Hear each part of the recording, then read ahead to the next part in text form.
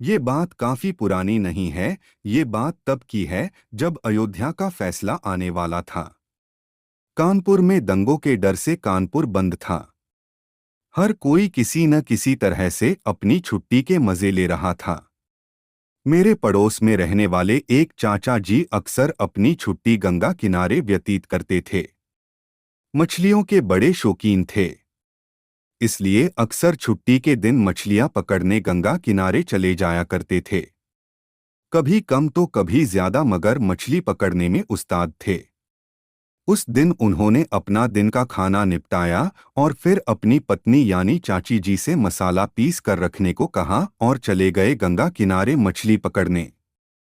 जैसा मैंने आप सबको बताया कि वो अक्सर मछली पकड़ने जाते थे, लेकिन उस दिन कुछ अलग ही हुआ। वो मछली पकड़ने के लिए अक्सर गंगा बैराज जाया करते थे, लेकिन कानपुर में उस दिन कर्फ्यू जैसा माहौल था, जिसके चलते उन्हें वहां तक जाना उचित नहीं लगा, क्योंकि कोई भी सवारी मिलना मुश्किल था। इसलिए आज वो शुक्लागंज की तरफ जाने वाले गंगा पुल के नीचे मछली पकड़ने चले गए। दोपहर के कोई 2:30 बजे के वक्त था।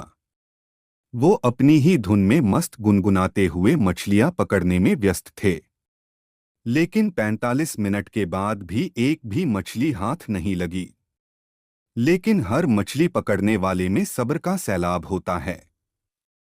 वो भी सब्र करे हुए मछली पकड़ने की पूरी कोशिश करते जा रहे थे। वैसे भी गंगा के किनारे की खूबसूरती इतनी मोहक होती है कि वहां बैठने वाले इंसान का दिल कभी भर ही नहीं सकता, तो बोर होने की बात ही अलग है।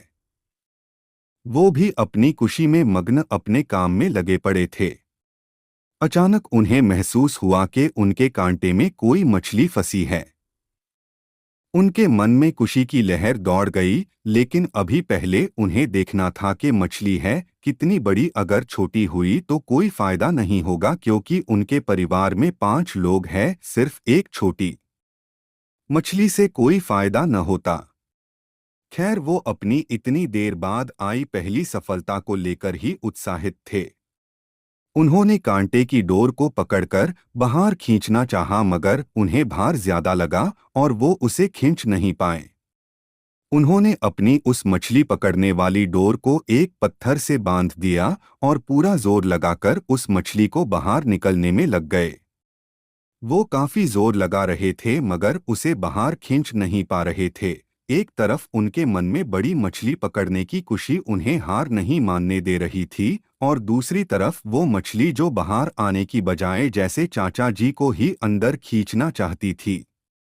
काफी जोर लगाने के बाद जब चाचा जी ने समझ लिया कि ये मछली अब बाहर नहीं आ सकती और न ही कोई और वहां था जो चाचा जी की मदद कर सकता, चाचा जी ने उस मछली को छोड़ देने का फैसला किया और एक आखिरी उम्मीद की साथ थोड़ा सा डोर को ढीला छोड़कर फिर एक साथ अपना सारा जोर लगाकर उसे खींचा। वो मछली बाहर आ गई। ये देखकर उनके चेहरे पर चमक आ गई। वो मछली देखने में करीब 4 फुट की थी और वजन करीब 8 किलो होगा। वो कांटे के साथ उछलकर बाहर आई थी, चाचा जी से करीब 3 मीटर की दूरी पर। चाचा जी अपना सामान वगैरह छोड़कर उसके पास खुशी से गए, ये सोचते हुए कि इतनी बड़ी मछली को अकेले कैसे घर ले जा पाएंगे। वो उस मछली के पास पहुंचे पहले तो उसे मछली को देखकर दंग रह गए। वो मछली बहुत अजीब किस्म की थी, जैसी उन्होंने अपनी जिंदगी में नहीं देखी थी। काली और थोड़े से हरे रंग के दाग से थे उस मछली पर, लेकिन सबसे ज्यादा हैरान करने वाली बात जो थी वो ये थी कि उस मछली ने अपने मुंह में एक इंसान का सर पकड़ रखा था, मानो जैसे कि वो उसे खाने वाली थी। इस बात से वो बिल्कुल भी नहीं डरे, क्योंकि लाख पाबंदी के बाद भी कभी कभी गंगा में लाशें देखी जाती हैं, जिन्हें अगर सरकारी कर्मचारियों ने देख लिया वो उसे निकल लेते हैं, वरना न जाने कहाँ तक उसका सफर जारी रहता होगा। इसी ही लाशों को अक्सर बड़ी मछलियां भी खा जाती है। ऐसा ही कोई वाकया समझकर चाचा जी को डर नहीं लगा। उन्होंने सोचा शायद किसी लाश को खाने की कोशिश की होगी इस मछली ने, मगर खा नहीं पाई, इसलिए ये सर इसके मुंह में ही फंसा रह गया। वो मछली बिना तड़पे यथावत पड़ी हुई थी। जो सर उसके मुंह में था उसका पीछे का हिस्सा चाचा जी जो दिख रहा था। मछली की पड़ताल करने के लिए चाचा जी पहले धागा खींचा। दोस्तों, जैसा कि आप लोग जानते हैं, मछली पकड़ने पर कांटा हमेशा उसके मुंह में होता है, तभी वो पकड़ में आती है। लेकिन इस मछली को वो कांटा उसकी पूंछ में लगा था। आम तौर पर पूंछ पर कांटा लगता नहीं है, और अगर लग भी जाए तो मछली उससे आसानी से निकल जाती है, चाहे वो कितनी भी छोटी मछली क्यों न हो। और इतनी बड़ी मछली पूंछ पर कांटा लगने के बाद भी पकड़ में आ गई, ये दूसरी बार था जो उस मछली ने उन्हें हैरान किया था। लेकिन अब वो इन सब बातों को भूलकर बस ये सोचने लगे कि इस सर को इसके मुंह से निकालकर इसे घर ले चलते हैं। उन्होंने मछली को पलट दिया। अब उस मछली के मुंह में फंसे उस सर का चेहरा चाचा जी की तरफ हो गया। देखने से लगता था कि वो किसी ज्यादा उम्र वाले व्यक्ति का सर नहीं था, और न ही वो लाश ज्यादा पहले गंगा में फेंकी गई होगी। उस सर का चेहरा सही सलामत था। वो उसे निकलने की कोशिश करने लगे। फिर उन्होंने सोचा कि सर को हाथ लगाना ठीक नहीं, इसलिए उन्होंने अपने छोटे से थैले से, जिसमें वो मछली पकड़ते वक्त जरूरत का सारा सामान रखते थे, एक छोटा सा चाकू निकाला। उन्होंने सोचा कि मछली के मुंह को थोड़ा सा काट कर फैला दिया जाए तो वो सर बाहर निकल जाएगा, जिसे वो वापस गंगा में फेंककर मछली लेकर चलते बनेंगे। जैसे ही उन्होंने वो चाकू मछली के मुंह पर रखा, उस चेहरे ने आंखें खोलकर चाचा जी तरफ देखा। एक पल को दोनों की नजर मिली, फिर चाचा जी को काटो तो खून नहीं। ऐसा दृश्य देखकर चाचा जी की आंखों के आगे अंधेरा छाने लगा, और वो झटके से पीछे हटे और खूब जोरों से चिल्लाते हुए अपना सारा सामान छोड़कर घर की तरफ दौड़ पड़े। उनके घर से उस गंगा घाट की दूरी कोई 1 किलोमीटर है। इतनी दूरी उन्होंने दौड़ते हुए ही तय की। वो घर पहुंचते ही घर में गिरकर बेहोश हो गए, और वो कपड़ों में ही मल मूत्र त्याग कर चुके थे। उस वक्त उनके डर की कोई सीमा नहीं थी।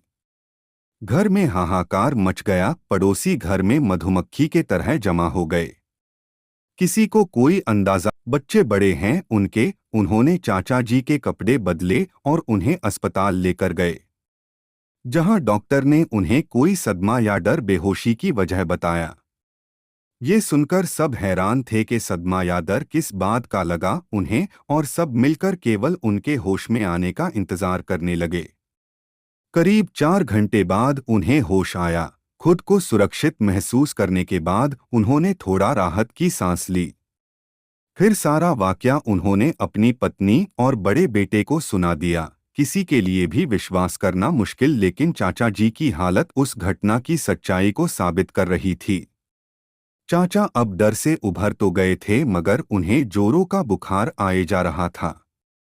अस्पताल में सारे डॉक्टर पूरी कोशिश में लगे थे, मगर बुखार में कोई कमी नहीं आ रही थी। काफी कोशिश के बाद जब उनकी हालत में कोई सुधर नहीं आया, तो उनके बड़े बेटे ने तांत्रिक का सहारा लेने का फैसला किया। ना जाने कहां से ढूंढकर वो एक तांत्रिक को लेकर आया। देखने में वो एक साधारण आदमी लगता था, कोई खास बात उसमें दिखाई नहीं देती थी, मगर उसके काम अचूक थे। वो सुबह अस्पताल में आया और थोड़ी देर चाचा जी से बात की और फिर चला गया। शाम को वो दोबारा आया, और फिर उसने जो बताया वो सच में चौंकाने वाला था। उसने बताया कि चाचा जी जब मछली पकड़ने गए थे, तो उस समय वहां उन्हें कोई नहीं मिला था, न कोई मछुआरा, न कोई नाव वाला मल्ला।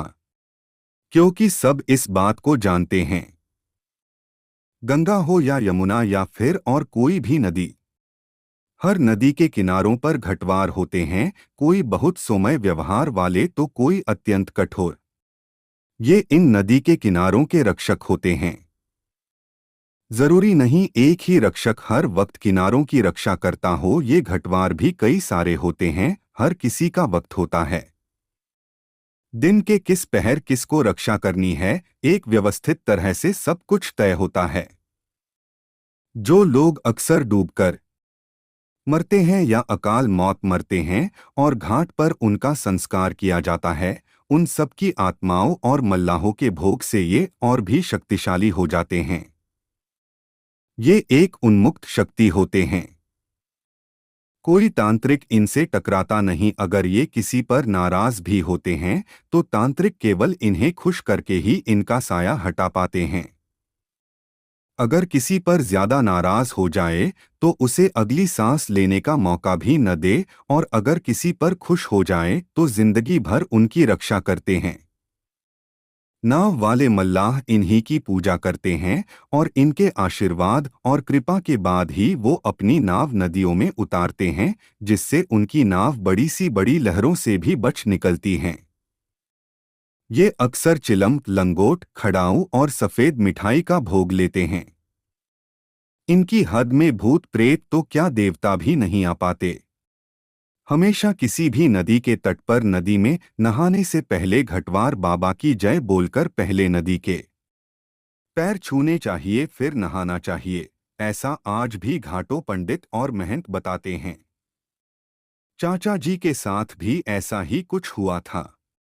जिस वक्त वो मछली पकड़ने गए थे, वो वक्त वहां के एक शक्तिशाली परंतु एकांत पसंद घटवार का वक्त था। वो मछली और वो सर उस घटवार ने तुम्हें सिर्फ डराने और उस वक्त पर वहां न आने के लिए दिखाया था। उस तांत्रिक ने बताया कि वो घटवार उन पर नाराज नहीं है, केवल उन्हें डरवाना चाहता था, और उसी डर की वजह से ही उन्हें बुखार आ रहा था। फिर तांत्रिक ने चाचा जी को अस्पताल से छुट्टी लेने की सलाह दी और कुछ भोग के साथ चाचा जी को उसी समय पर जिस वक्त वो मछली पकड़ने गए थे वहां अकेले जाने को कहा। वहां जाकर वो भोग अर्पण करें और घटवार से क्षमा प्रार्थना करें। चाचा जी इस बात से और भी ज्यादा डर गए थे, मगर ठीक होने के लिए उन्हें ये करना ही था। अगले दिन चाचा जी उसी समय पर सारा बताया गया सामान लेकर वहां गए और जल्दी जल्दी क्षमा याचना की और तेजी से वापस अपने घर को लौट आए बिना पीछे देखे। उसके बाद उनका बुखार भी उतर गया और उन्होंने दोबारा उस समय पर वहां न जाने का निश्चय किया। दोस्तों, घटवार बाबा की इस घटना की पुष्टि के लिए मैंने अपने गुरुजी और अपने कुछ जानकारों से पूछताछ की। उन्होंने ने भी इस बात की पुष्टि की और मुझे सबूत के तौर पर उदाहरण भी दिए। जैसे कि वहां मौजूद एक पेड़ जिसकी जड़ आधे से ज्यादा जमीन से बाहर है और वो पेड़ गिर हुआ प्रतीत होता है। उसकी डालें गंगा नदी के पानी को छूती हुई हैं। जो कोई भी उसे पहली बार देखता है उसे इस बात का अचंभा अवश्य होता है कि ये पेड़ तो लगभग गिर हुआ है, तो फिर हरा कैसे है, इसे तो सूख जाना चाहिए। लेकिन वो हरा सिर्फ वहां मौजूद घटवार बाबा की कृपा से है। घटवार बाबा की कृपा की और भी घटनाएं प्रचलित हैं जो कि किसी बात की पुष्टि की मोहताज नहीं हैं।